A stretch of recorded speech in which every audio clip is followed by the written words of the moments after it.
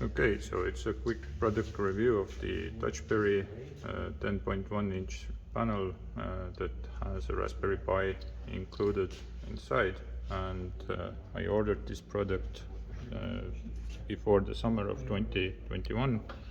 It seems to be in June, and the product cost was 544 euros and 78 cents. Now the question is, what do you get for this money?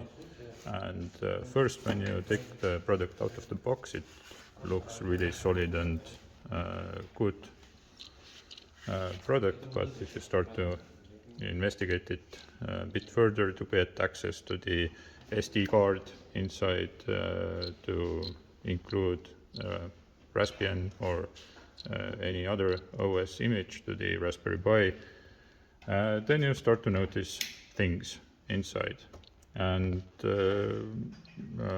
of course you will see that there is many different ports interconnected with many different cables and connectors, and then you start to notice some quality questions, like first off you will see maybe this clear plastic tape that looks really ugly, and especially the individual pins that are inserted to this female connector and then held together with this plastic tape. Then there is another interconnect board for video signals, and then there is another video processing board over here,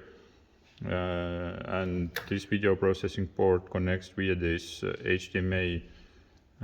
ribbon cable to the Raspberry Pi Model 4 mini HDMI socket, and you will notice that this middle video board is secured only via 2 screws, and one of those screw standoffs is mounted diagonally, and furthermore the screws are countersink screws. So if you will mount this piece of product on a vibrating equipment, what will happen is that this board will start to vibrate, and probably will not last very long. Either the PCB tracks will break, components will fall off, or the PCB entirely will start to crack and break off. So very interesting approach to securing components by the Industrial Shields company. And I must disclose that I have fully informed the company actually in June with all of this information. So by nowadays probably they should have updates to their design, and what I proposed was to them to have one motherboard that interconnects to the Raspberry, as using as little as possible cables, probably a HDMI cable and maybe some power connection,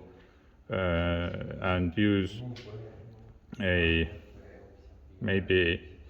some type of header extension that would directly connect to the mount to the motherboard, and on the other side it will come out for the user to access directly, because currently if I want to access the GPIO I need to dismount the Raspberry. So this is not the problem, you just open some screws and start to connect your GPIO connectors, but if you try to remount it, then you start to have a hassle. So the board, even without any GPIO connectors, is not mounting really good, and you see all these ribbon cables down there need to be hassled back to their best location, and for all these quality issues I would say that this product is definitely not worth the money, and especially I would say that even not worth the sum of the components used here, because it's a lot of work to make out something from this mess, and even the screen is held together with this black electrical tape on the side here. And if you dismount the screen, you see it's like panels fitted together from different wafers. So